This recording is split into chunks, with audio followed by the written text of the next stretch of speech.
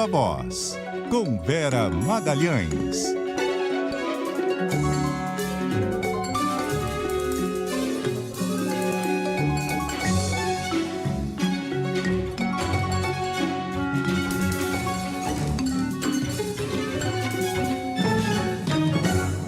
Olá, boa noite. São 6h02. Estamos ganhando alguns minutinhos para um Viva Voz muito recheado de informação. Tem notícia de economia, voltou a chover no Rio Grande do Sul com novos estragos. E a gente tem estreia no Viva Voz de hoje, Carol Moran. É isso, boa noite, Vera, de novo para os ouvintes, logo mais Renata Agostini aqui com a gente, né, depois do Repórter CBN das 6h30. É isso, o Ponto de Vista, o quadro que você já conhece, dentro do Viva Voz com o Pablo Hortelado, ganha uma nova integrante. Renata Agostini é repórter especial, colunista do jornal O Globo, atua em Brasília, cobre economia, cobre política, uma grande amiga e vai reforçar esse nosso time às terças e quintas e hoje estreia depois do intervalo. Então, você não vai perder nada se ficar com a gente pela próxima hora. A gente já começa, aliás, chamando a nossa reportagem de Brasília para falar do tema sobre o qual a Renata também vai falar mais tarde no Ponto de Vista, que é essa guerra aí, essa polêmica em torno de taxar ou não as compras online até $50. Tem uns alinhamentos meio estranhos aí, o próprio governo bastante dividido. E a Milena nos conta os últimos desdobramentos dessa polêmica. Boa noite, Milena. Boa noite, Vera. Boa noite, Carol. Boa noite para os nossos ouvintes. Olha, Vera, o presidente Lula deve falar com o presidente da Câmara dos Deputados, Arthur Lira, ainda hoje, sobre o fim da isenção do imposto de importação para compras internacionais de até $50. Ontem, a gente lembra, não houve acordo sobre a taxação e, por isso, a votação da proposta foi adiada na Casa. Esse dispositivo está no projeto de lei que regulamenta o Mover, o Programa de Mobilidade Verde e Inovação.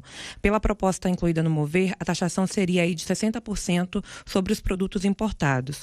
Uma das opções que Lira deve levar para Lula, que foi inclusive apresentada pelo relator do projeto, o deputado Átila Lira, seria impor uma alíquota menor, que ainda não foi especificada para essa tributação. Outra opção que também vai ser apresentada é que o cliente dessas empresas tenha aí isenções pontuais em compras de até $50 por ano. O presidente Lula falou sobre isso mais cedo, ele foi questionado e ele disse que a tendência é vetar a lei que prevê a taxação das compras de até $50 se for aprovada pelo Congresso. Mas Lula também disse que pode negociar. Ele ainda falou que, ele usou esse termo, né, que nem sabe se as bugigangas compradas em sites como o Shopee competem com os produtos brasileiros e que tem que ver um jeito aí de tentar não prejudicar um para beneficiar o outro. Eu nem sei se essas bugigangas competem com as coisas brasileiras, nem sei. Mas nós temos dois tipos de gente que não paga imposto. Você tem as pessoas que viajam, que tem isenção de $500 no free shop, que tem mais isenção de $1.000, sabe, que não paga, que são gente de classe média, que tem uns 24 milhões de pessoas que podem viajar mais que uma vez por mês para o exterior.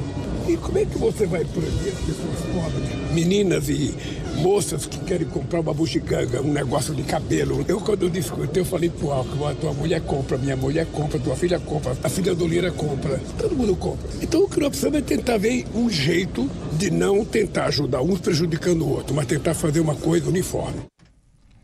Pois é, Vera. E Lula já se mostrou contra a taxação. Ontem, inclusive, ele orientou os deputados que votassem contra, né? A gente lembra também que, com o objetivo de aumentar a arrecadação, o Ministério da Fazenda propôs, no começo do ano passado, a cobrança do imposto de importação sobre remessas do exterior até $50. No entanto, o governo recuou, especialmente após pressão da primeira-dama Janja.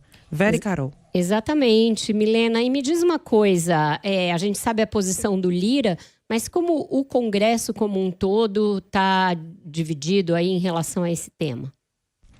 É isso, Vera. O Congresso está bem dividido, né?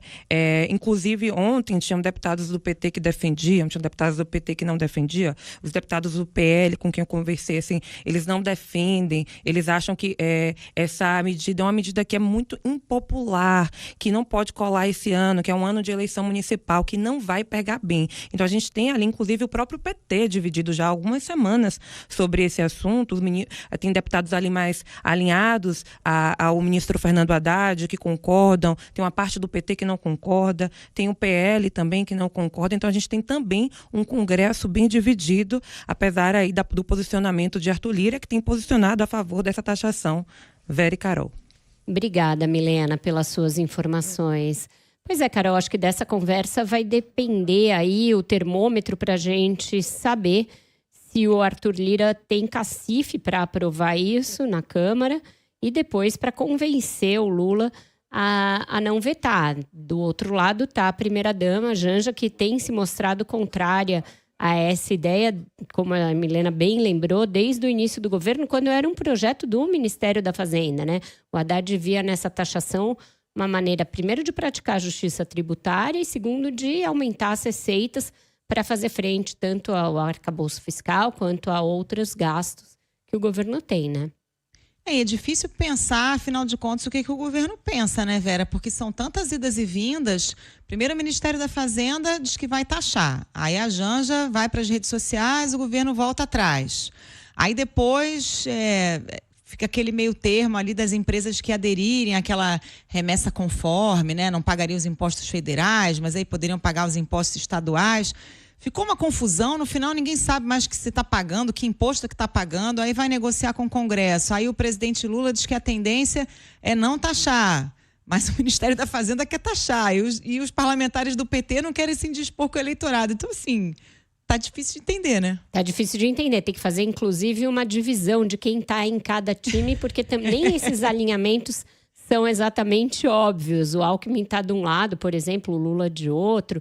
Então, complicada essa situação. A gente vai falar mais sobre isso com a Renata Agostini, como eu disse, mas agora a gente continua falando de taxação, só que no outro lado, né? Não é mais blusinha que a gente está falando de taxar os super ricos aqui e no mundo como uma forma de financiar as ações contra as mudanças climáticas. O Haddad falou a esse respeito hoje.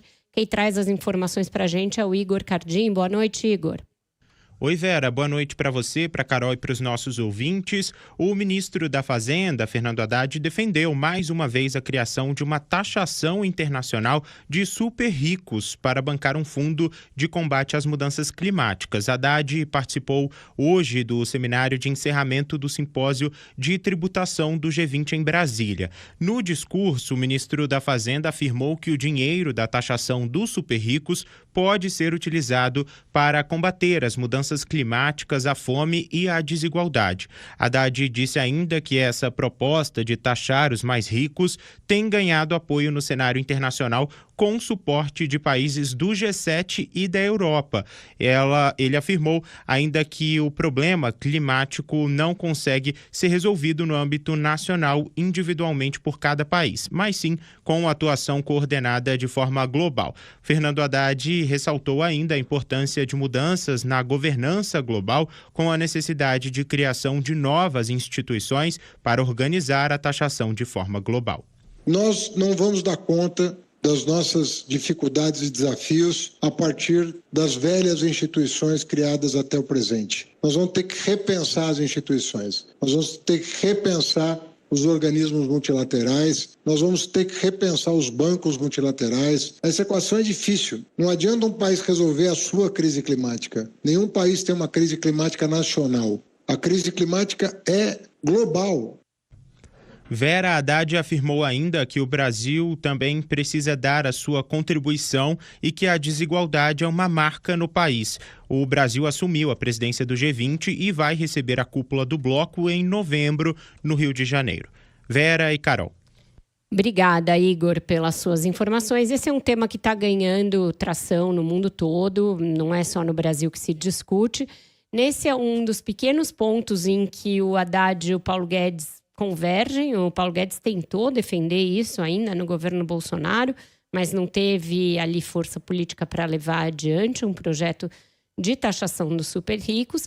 O Haddad tem razão quando ele diz que é um problema global, mas os projetos de taxação têm que ser locais, têm que ser nacionais. Então, cabe ao governo decidir se vai fazer isso como uma segunda etapa, Carol, da reforma tributária e se vai finalmente propor. Ele já fez algumas coisas nesse sentido, taxando fundos exclusivos, taxando offshores que estavam escapando aí à tributação e agora estão sujeitas a ela. É uma tentativa de promoção de justiça tributária. Essa ideia aí de defesa de fundos de taxação de super ricos como uma maneira de financiar a transição ecológica, a transição para uma economia de mais baixo carbono, etc., é algo defendido por economistas no mundo todo e o Haddad está bebendo nessa fonte.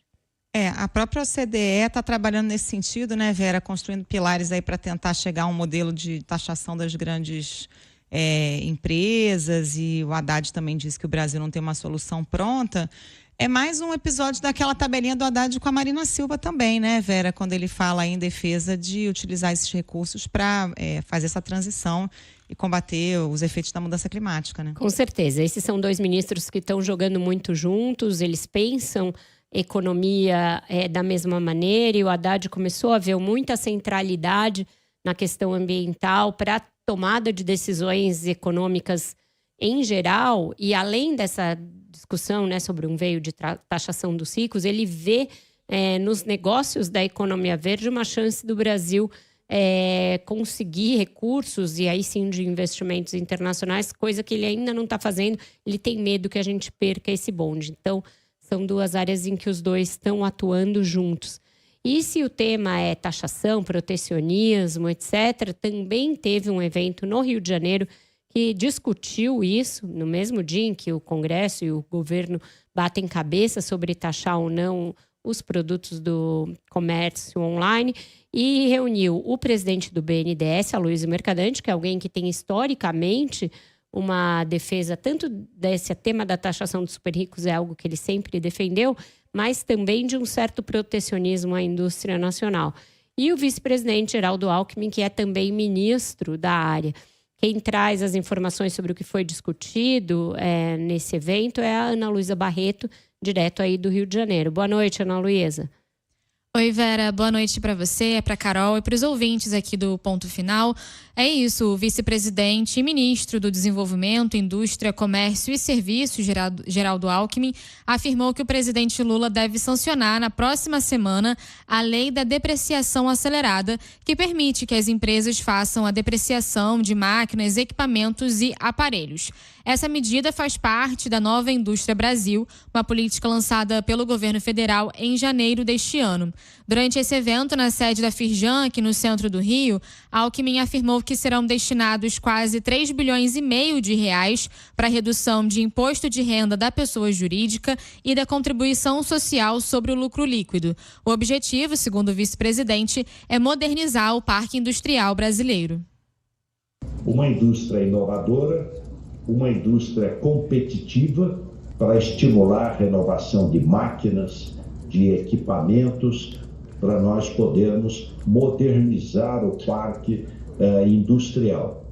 Então, essa lei aprovada, Câmara, Senado, a semana que vem estará promulgada a lei da depreciação acelerada para a renovação do parque, modernização do parque fabril. E na próxima semana, Vera, também deve ser aprovado o projeto Mobilidade Verde, com investimentos de 19 bilhões de reais até 2028, para estimular a descarbonização e mais sustentabilidade na produção. Geraldo Alckmin afirmou ainda que há possibilidade de o Brasil dobrar a produção de gás natural no país em 4 anos, através da conclusão do gasoduto Rota 3 em Itaboraí, na região metropolitana do Rio, e o projeto Sergipe Águas Profundas. Já o presidente do BNDES, Aloysio Mercadante, foi um pouco mais duro, né? Ele também participou do evento e afirmou que o Brasil precisa de crédito subsidiado para setores estratégicos como de combustíveis renováveis. Mercadante também reafirmou que é preciso combater o negacionismo econômico e o protecionismo comercial. Nós não temos escala para competir, principalmente por uma política de dumping que nesse momento está claramente e inquestionavelmente presente no comércio internacional. Então, ou nós acompanhamos, pelo menos o que Estados Unidos, União Europeia estão fazendo para defender seu parque siderúrgico, ou nós vamos fechar a siderurgia, como já foi fechado o setor, por exemplo, de alumínio, que o Brasil era o maior exportador do mundo e perdeu esse setor. A indústria tem que levantar a cabeça, tem que reagir, tem que se defender. E em relação à tragédia no sul do país, o presidente do BNDES afirmou que vai realizar uma jornada de discussão sobre as melhores experiências internacionais para reconstrução, adaptação e mitigação desses desastres climáticos que ele afirmou que devem se tornar cada vez mais frequentes aqui no país. Vera e Carol. Obrigada pelas suas informações, Ana. Carol, aí tem tanta coisa envolvida, porque é verdade que o Brasil sofre com a competição desleal da China, essa questão do aço, o setor reclama muito, o têxtil é outro que reclama muito em razão do preço dos produtos chineses, e a gente tem visto isso nessa discussão sobre a taxação, mas não dá para dizer que o aço brasileiro tenha sido um setor livre de qualquer benefício. Ao longo de muitas décadas, foi beneficiado por condições maravilhosas, tanto que tem alguns dos grandes bilionários brasileiros que são os representantes do aço. Agora, em razão de uma queda do consumo interno, a China realmente está com uma política muito agressiva de exportação de aço, e isso tem originado movimentos de protecionismo que o Mercadante citou aí nessa fala da União Europeia e dos Estados Unidos, e isso tem feito com que haja uma briga de cachorro grande. Aí, o que o Mercadante está defendendo, e aí também é bem engraçado, né, ver o PT defender políticas contra a China, mas é isso que ele está defendendo, é que a gente adote as regras antidumping que estão sendo discutidas pelos Estados Unidos e pela União Europeia. No caso dos Estados Unidos é uma coisa radical ali, se entrar, o chinês paga uma taxação que é quase 100%. Então, é difícil que o Brasil tenha cacife para entrar nessa briga, impondo as mesmas restrições que Estados Unidos e União Europeia, porque a China é o nosso principal parceiro comercial. A gente depende da China fortemente para exportar os nossos grãos e para uma série de outras negociações da nossa balança comercial. Mas é isso que ele está defendendo. Nesse assunto aí que a gente está discutindo, Carol, acabou de cair aqui uma notícia surpreendente, porque o presidente da Fiesp, Josué Gomes da Silva, que vem a ser filho do ex-vice-presidente da República, José Alencar, sócio principal da Coteminas, etc., ele pediu licença do cargo de presidente da Fiesp. O Valor tinha antecipado essa informação e a Folha está cravando agora, e deverá ser substituído pelo segundo vice-presidente da Federação, Dan Iosp. Ele pediu licença por 40 dias.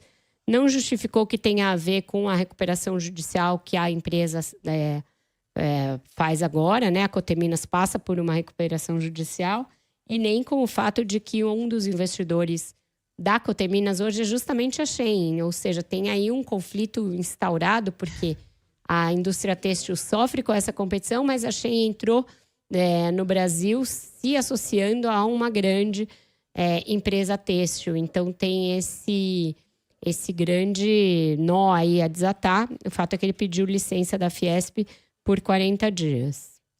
E nessa discussão toda, né, Vera, tem interesses muito conflitantes. O próprio discurso dentro do governo sobre protecionismo não está muito alinhado, né? A gente vê nessa mesma entrada da Ana Luísa, claro, o Alckmin está defendendo o interesse da indústria, super a favor de subsidiar, de proteger, né, a indústria nacional. Mas a gente vê que o discurso dentro do governo não está muito alinhado. Depende do caso, né? Depende do caso, depende do lobby, né? O lobby do aço é muito forte. O Aloysio Mercadante tem relações históricas com Benjamin Steinbrück, que é um dos grandes representantes aí do setor. Então depende muito isso do setor, do tipo de lobby que faz, da ascendência que tem sobre figuras importantes. Carol, antes do intervalo, a gente vai acionar a nossa reportagem em Porto Alegre, porque todo mundo está vendo, acompanhando o dia todo. Voltou a chover forte no Rio Grande do Sul, com consequências para a capital e outros pontos do estado. E a Maria Regina está com a gente para atualizar a situação por lá. Boa noite, Maria Regina. Boa noite, Vera, Carol, a quem nos acompanha. Pois é, uma quinta-feira realmente em que a chuva trouxe muitos problemas aqui na capital tivemos muitas regiões que não estavam mais alagadas, em que aquele trabalho de limpeza já começava, por exemplo, em que essa água retornou. Outras regiões que sequer tinham tido problemas anteriores e que agora também estão com esse problema de alagamentos, e ainda aquelas que vinham sofrendo, regiões em que a água não havia baixado e que essa situação só se agrava, né? Então foi uma quinta-feira realmente muito complicada, choveu muito, algumas regiões aqui da capital, a gente tem aí indicação de mais de 100 milímetros registrados e, portanto, temos essa situação, né? Inclusive, o que a prefeitura tem afirmado em relação a essa questão do acúmulo de água é de que justamente por conta do sistema de drenagem não estar dando conta desse acúmulo de entulhos, de lixo nas ruas, essa água da chuva ela não foi drenada, né? Ela acabou não conseguindo ser absorvida, bueiros entupidos, inclusive alguns vertendo água, isso tudo causou mais pontos de alagamento aqui na capital. Lembrando que das 10 bombas aqui que tem no sistema de drenagem, aliás, das 23 bombas do sistema de drenagem, somente 10 estão em funcionamento. Então, esse tem sido também um problema e, por isso, esse acúmulo de água hoje verificado, né, na capital. O nível do Guaíba, para a gente trazer aqui uma atualização, está em 13 metros e 91 centímetros. Ele está estável nessa marca, não tem oscilado tanto e a gente não sabe como é que vai ser até com essa chuva, né? Mais cedo a gente ouvia aqui na programação o meteorologista do INMET que alertava que justamente amanhã deve mudar a direção do vento para sudoeste, o que vai fazer provavelmente com que a água do Guaíba fique represada, assim como da Lagoa dos Patos, e isso também pode ocasionar algum repique, algum aumento do nível do Guaíba, por exemplo, aqui na capital. Em relação a dados da Defesa Civil, tivemos divulgado há pouco o último boletim, caiu para 64 o número de desaparecidos pelas enchentes, são 8 pessoas a menos do que na divulgação anterior, que foi feita na manhã de hoje. O número de mortes segue em 163, são mais de 65 mil desabrigados e mais de 580 mil desalojados. E mais uma cidade reportou para a Defesa Civil que foi afetada pelas chuvas. Então, agora, somente 28 municípios gaúchos que não foram impactados, que não reportaram impactos para a Defesa Civil estadual. Então, temos uma situação ainda muito delicada por aqui e essa chuva toda que não foi só em Porto Alegre, né, mas outras regiões do interior do estado também tivemos muitas cidades em que essa marca de 100 milímetros foi superada desde a madrugada de hoje e, por isso, os transtornos vêm se acumulando, mais trechos em rodovias também que vêm apresentando problemas nas últimas horas e a situação tem sido bem crítica por aqui, Vera. E o prédio da RBS teve que ser evacuado pela segunda vez hoje, né? Tivemos alguma necessidade, algumas pessoas que já até trabalharam também de casa mesmo, tivemos algumas situações nesse sentido, mas agora até a última informação que eu tenho baixou um pouquinho aqui, tem uma das entradas em que a gente consegue fazer esse acesso e seguimos trabalhando intensamente aqui para levar todas as informações. Obrigada, Maria Regina, pelas suas informações. Pois é, Carol, teve uma declaração também do prefeito de Porto Alegre hoje, falando cidade limpa, é aquela que ninguém suja. A maioria esmagadora da totalidade dos bueiros sujos é porque se colocou o lixo indevidamente na rua. Pelo amor de Deus, gente. O que as pessoas vão fazer? Uma loucura. Não, e não é nem isso, né? Porque anteriormente já estavam sujos, aí todos os entulhos entupiram mais ainda as pessoas com essa situação de não ter aonde colocar o lixo. Então, querer ainda transferir alguma dose de responsabilidade pela população que está sendo vitimada seguidamente é realmente de uma falta de sensibilidade social total, né? Inacreditável, Vera. Inacreditável. A gente vai para o intervalo, depois Repórter CBN e voltamos com o Ponto de Vista com a Renata Agostini. CBN Ponto de Vista, com Renata Agostini.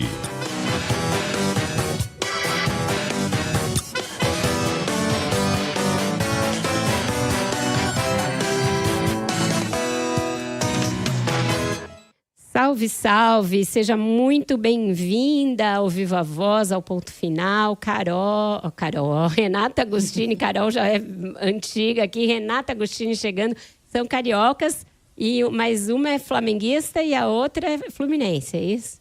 super tricolor, hein? Já vou aqui colocando o meu cartão de visita, Carol, mas não tem rixa não, porque eu tô meio candanga já há algum tempo aqui, tô com a cabeça tão em Brasília que tá tudo bem. Pela cara da Carol, talvez tenha propagado uma fake news, é isso? Não tenho time não, ligo zero pra futebol, pode ser tricolor, flamenguista, o que você quiser, tá tudo certo. Então já vou começar uma campanha pra Carol Moran tricolor, eu disse que não importava porque eu tava querendo fazer uma média. Ela é super tricolor, isso que eu tava achando estranho ela ser blasé, assim. Ela tava querendo chegar devagarinho, velho. Mas agora se revelou. A máscara caiu. É isso. Renata Agostini, me diga, e essa guerra das blusinhas? Como é que tá essa situação aí em Brasília, hein? Meu Deus do céu. Gente, primeiro quis fazer essa entrada de fininho, mas quero já deixar o meu beijo nas duas e dizer aos nossos ouvintes do enorme prazer, da felicidade que eu tô de fazer parte do time do Ponto Final. Eu já falei pro pessoal aqui em casa separar o Draminho, o Vanal, porque eu estou enjoadíssima, eu estou me achando. O ponto é esse. Agora vamos falar do que interessa. Pois é, a guerra das blusinhas.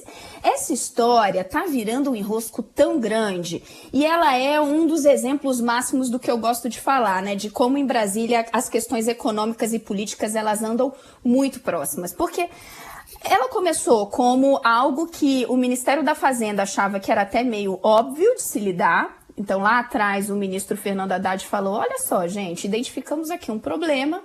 As empresas chinesas, né, asiáticas, estão usando uma brecha para trazer produto sem pagar imposto de forma irregular e a gente vai fechar essa torneira. Então, a tal da isenção até $50 vai parar de existir, porque ela nunca foi para a empresa. Ela era para pessoas que querem mandar uma coisa para eu quero ter um primo, vou mandar para o exterior.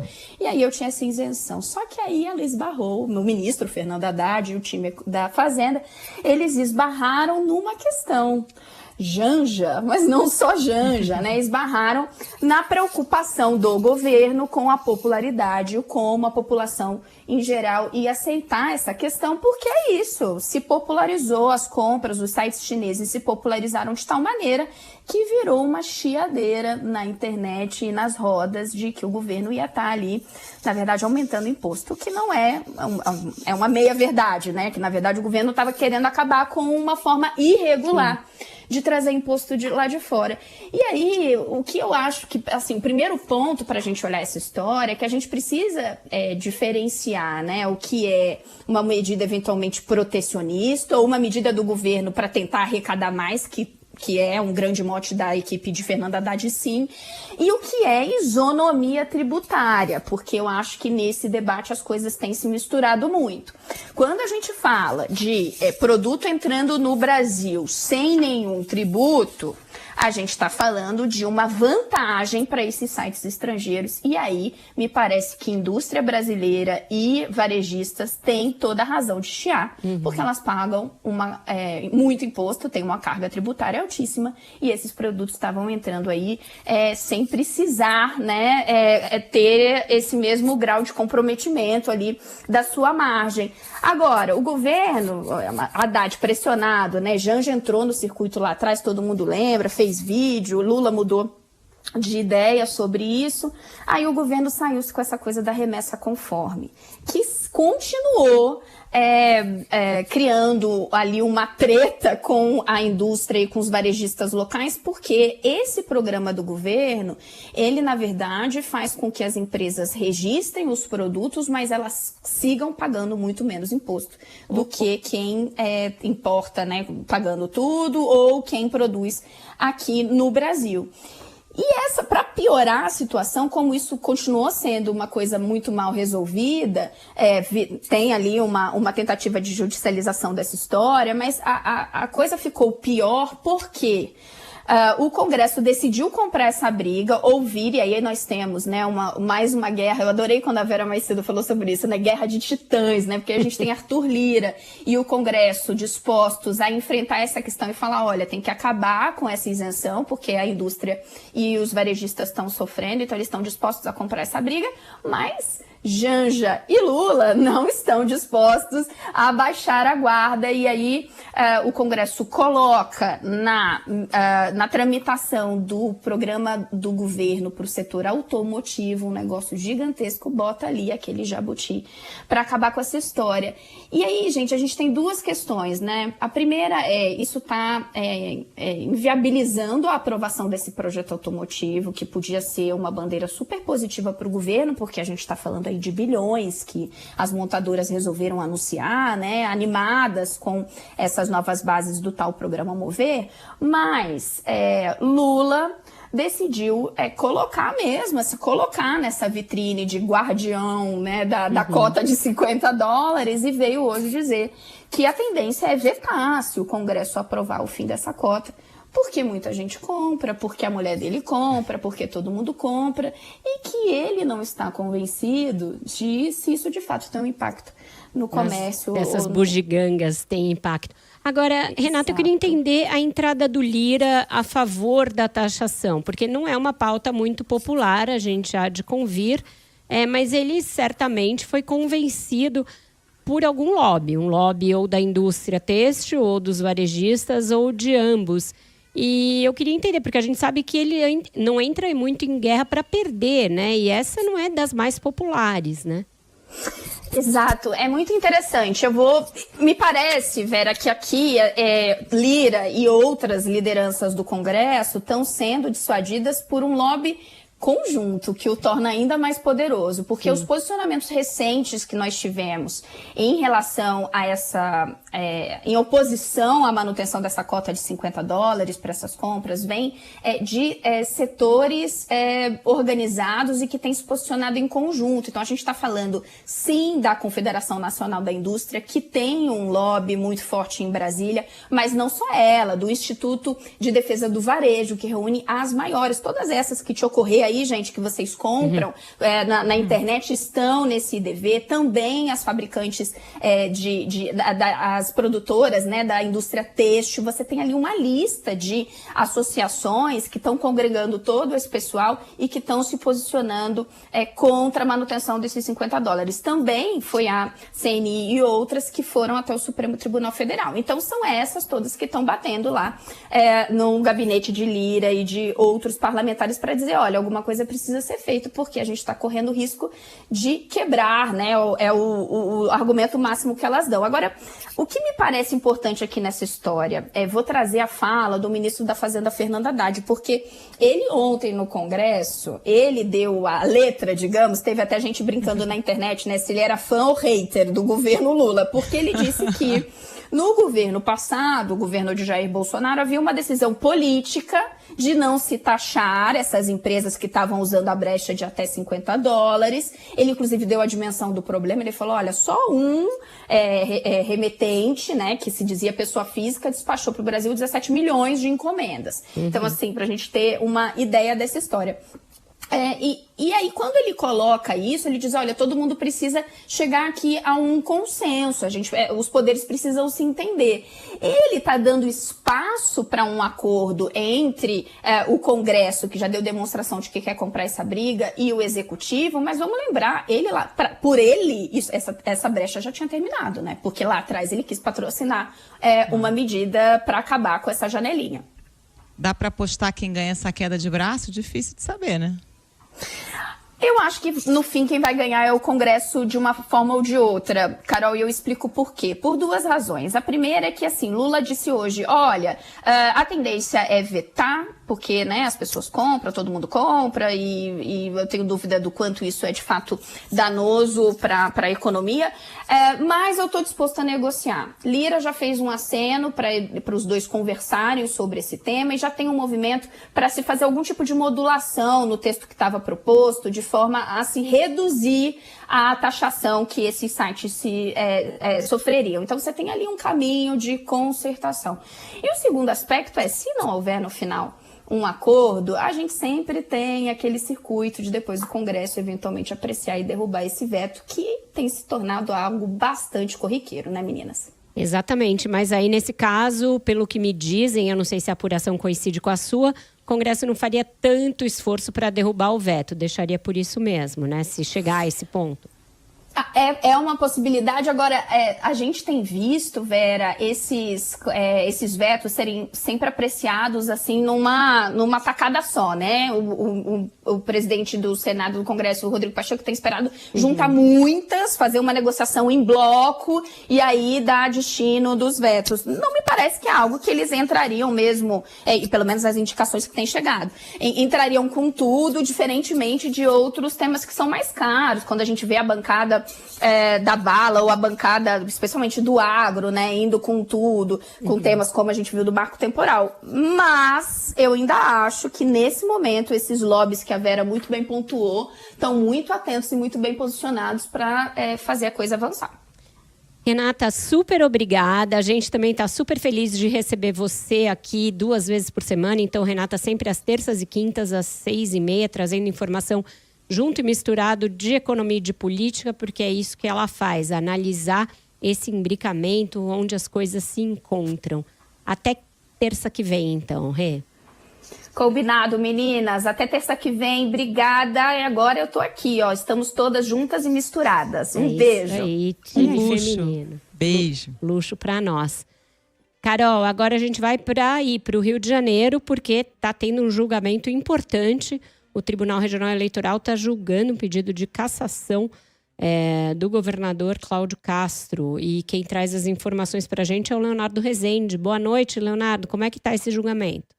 Oi, Vera. Boa noite a você, boa noite a Carol, os ouvintes também aqui da CBN. Por enquanto, o placar está em 2-2. O desembargador Fernando Cabral Filho está lendo o voto dele no momento. Ele ainda não fez, né? Confirmou, na verdade, o voto dele, mas ele está encaminhando também para um voto a favor, né, da absolvição do governador Cláudio Castro. Portanto, seriam 3-2 aí a favor, né, do governador aqui do Rio de Janeiro. E a gente lembra que os 7 desembargadores aqui do Tribunal Regional Eleitoral do Rio votam, nesse caso, por se tratar de um processo de cassação de mandato. Portanto, para ter a maioria qualificada, né, que é o que vai dar o resultado aqui, precisaria de 4 votos, tendo confirmado realmente o voto a favor, né, do governador, do desembargador Fernando Cabral Filho, fica aí à espera apenas de um voto para terminar esse processo aqui hoje. A gente lembra que o julgamento aqui de hoje é pelas contratações irregulares na Fundação CETERJ, também na Universidade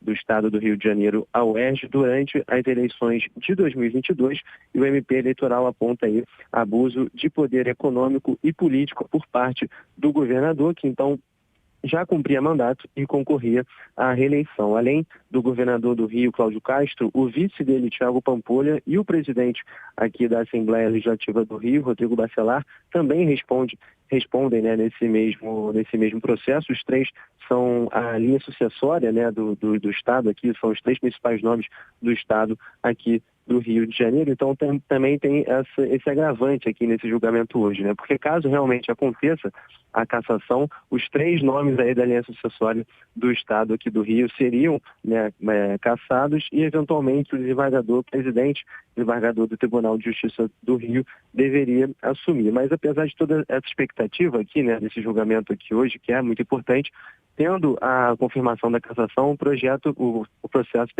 vai direto para o Tribunal Superior Eleitoral, que vai analisar de novo tudo isso. Caso realmente não tenha a condenação, pode também haver algum pedido a recorrer, né, ao MP, ou eventualmente algum advogado aqui de acusação pode recorrer, e o caso também subir para o TSE, mas por enquanto o placar aqui é de 2-2 nesse processo que julga a cassação do governador do Rio, Cláudio Castro. Vera. Obrigada, Leonardo. É bem tenso, hein, Carol? Vai ficar aí para a última hora do ponto final para você ter um desfecho, provavelmente. E as acusações são bem graves, viu, Vera? Quando essas informações vieram à tona, realmente um cabide de emprego, de gasto de dinheiro público. Agora vamos ver o que a Justiça Eleitoral acha disso. Exatamente. A gente faz a nossa segunda interrupção aqui do Viva Voz, vai para um breve intervalo e volta já para o encerramento do programa com mais informações lá de Porto Alegre. Não sai daí.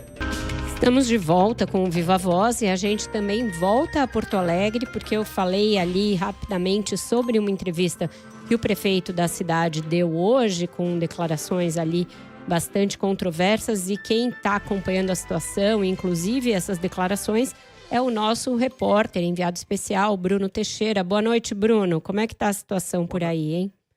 Boa noite, Vera. Ainda chove muito em Porto Alegre, um volume de chuva que praticamente correu o dia inteiro. Choveu hoje o esperado, somente hoje, mais do que o esperado para o mês inteiro. Em 12 horas, o volume de chuva esperado para todo o mês de maio. Podemos dizer, foi esse o dado que foi divulgado pelo INMET nesta tarde. Bom, tivemos essa coletiva do prefeito Sebastião Melo, em que ele afirmou que a equipe sabia da previsão de chuvas fortes para essa quinta, mas ainda assim ele ressaltou que não esperava um volume tão grande de chuvas. E aí essa contradição na fala vem a partir do momento em que a cidade começou a alagar com a chuva desde a manhã de hoje, em muitos pontos, inclusive de regiões distantes do Guaíba, bairros que ainda não haviam registrado alagamentos neste período, desde o início deste mês. E aí, quando isso começou a acontecer, o Departamento Municipal de Água e Esgoto divulgou um vídeo em que responsáveis pelo departamento diziam que haviam sido pegos de surpresa pelo volume de chuvas. Questionado sobre isso, aí o prefeito disse que a equipe sabia da previsão, mas que o volume foi muito grande. Ou seja, ele disse que não foi pego de surpresa e depois disse que foram pegos de surpresa. Ele afirmou que a prefeitura também não demorou a agir. O prefeito também foi questionado sobre os processos de limpeza dos bueiros e bocas de lobo e responsabilizou a população pelo problema. Ele disse o seguinte, abre aspas, cidade limpa é aquela que ninguém suja. A maioria esmagadora dos bueiros sujos é porque se colocou o lixo indevidamente na rua. E você vai lembrar, Vera, que ontem eu estava falando sobre o lixo que estava acumulado na rua, com as pessoas reclamando da coleta, e que havia muita sujeira, né? Esse lixo não foi recolhido e hoje, mais uma vez, se espalhou. Além do lixo, tinha muito lodo, muito barro, que ainda não havia sido retirado das ruas. E aí, nessa fala, o prefeito responsabilizou a população por isso. Nessa entrevista de medidas, ele anunciou o seguinte, a suspensão das aulas. Ele suspendeu as aulas em Porto Alegre para diminuir o fluxo de pessoas nas ruas. Essa decisão foi tomada em conjunto com o governo do estado, então aulas novamente suspensas, e falou sobre as comportas do Muro da Mauá, do sistema de contenção do Guaíba. São 5 abertas, a de número 3 no centro de Porto Alegre, além da 11, da 12, da 13 e da 14, e todas em iminência de fechamento. Ele disse que a chuva forte, então, é a causa da nova elevação das águas da cidade. Ele reforçou que a comporta aberta na quarta-feira será fechada novamente. A decisão pela abertura ocorreu após protestos de moradores dos bairros Humaitá e Farrapos, que estão muito afetados pelas enchentes. Eles fecharam uma rodovia ontem em razão do alagamento persistente na região. Vamos ouvir a fala do prefeito Sebastião Melo. 11, né, que é o que nós vamos voltar a fechar agora, porque aquilo também aliviou um pouco, né, a questão do alagamento. Porque, de um lado, é assim, por que você não fecha a comporta? Aí o outro diz, por que você não abre a comporta? Então esse equilíbrio, sabe? Então, quem está no alagamento diz, prefeito, você tem que abrir a comporta. O outro diz, não, mas você não pode, você tem que fechar a comporta. Então, a gente tem trabalhado com muito equilíbrio. Então, da mesma forma que nós abrimos ontem, nós vamos fechar hoje. Ou seja, vamos abrir depois de amanhã? Talvez. Isso, a engenharia, as decisões que tomam em relação ao DEMAI, eu escuto o presidente Maurício, que tem a total confiança do prefeito, como tem toda a diretoria, uma diretoria composta majoritariamente por servidores do quadro do DEMAI. Gente, uma das entrevistas mais bizarras que eu já ouvi nos últimos meses. Depois de tudo o que aconteceu, alguém culpar a população, falar, vai abrir hoje, vai abrir amanhã, vai abrir depois de amanhã, talvez, depende. O que é isso, gente? Diga, Bruno, desculpa. Não, estava devolvendo para você devido ao horário, mas é isso, é até difícil da população entender, né, Vera, o que o prefeito tá falando nesse caso, e não chegou a falar muito também sobre a situação das casas de bombas, né, já que nós temos 10 das 23 operando na cidade, e aí houve uma grande falha hoje, novamente, em função disso, e diversos bairros alagados com uma situação bem difícil, novamente pessoas sendo resgatadas em locais que não estavam registrando esses alagamentos. Tá bom, obrigada, Bruno, pela sua informação. E hoje, antes da gente encerrar o Viva Voz, Carol, ainda tem reportagem aqui de São Paulo, porque a Alessandra Ferreira traz novidades em relação a uma questão bem controversa também, que é a das câmeras corporais. Boa noite, Alessandra. Boa noite, Vera, Carol. O governador de São Paulo, Tarcísio de Freitas, defendeu o modelo de acionamento remoto das 12 mil novas câmeras corporais que devem ser utilizadas pela Polícia Militar. De acordo com o edital que foi lançado nesta semana, a gravação de vídeos será realizada de forma intencional. Ou seja, o policial que vai ser o responsável pela escolha de gravar ou não uma ocorrência. Todas as atuais 10 mil câmeras que estão em operação serão substituídas pelos novos equipamentos e atualmente elas gravam todo o turno do policial de forma ininterrupta. Tarcísio de Freitas afirma que pelo novo modelo, o Centro de Operações da Polícia Militar vai poder recuperar essas imagens. Você tem a possibilidade de retroagir no tempo, né? Então, por exemplo, houve estampido, o cupom pode acionar a câmera e acionar a câmera com o tempo retroativo. Então você tem uma governança muito melhor daquilo que vai ser gravado. Tem um compliance maior e você sai daquela situação de você ir para uma operação, acabou a bateria, a câmera não filmou, então você vai passar a ter uma governança muito melhor. O governador não explicou, no entanto, como é que a câmera consegue gravar estando desligada. O secretário da Segurança Pública, Guilherme Derrite, também defendeu a mudança da tecnologia. Ele alega que os novos equipamentos vão permitir mais controle das imagens. Nós estamos aumentando as medidas de compliance com possibilidade de visualização dos superiores imediatos de casos que aconteceram logo após o momento da ocorrência e um ponto bastante importante, expandindo de 12 horas o período de gravação para 14 horas, inclusive com o aumento da capacidade da bateria. Os 12 mil equipamentos representam um aumento de 18% no total disponível hoje aos agentes da segurança aqui de São Paulo. As novas câmeras vão fazer reconhecimento facial, leitura de placas de veículos, gravação de áudio e transmissões ao vivo. E uma outra funcionalidade será a de compartilhar registros de áudio e vídeo automaticamente com o Ministério Público. Vera?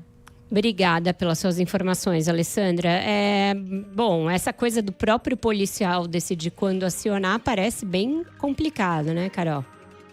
Não, bem complicado e, assim, a quem interessa, né? Porque todos os estudos em lugares do mundo onde se usam essas câmeras mostram que, inclusive, o próprio policial fica mais protegido, o índice de letalidade entre os policiais é menor quando se usa a câmera corporal. Então, assim, para quê?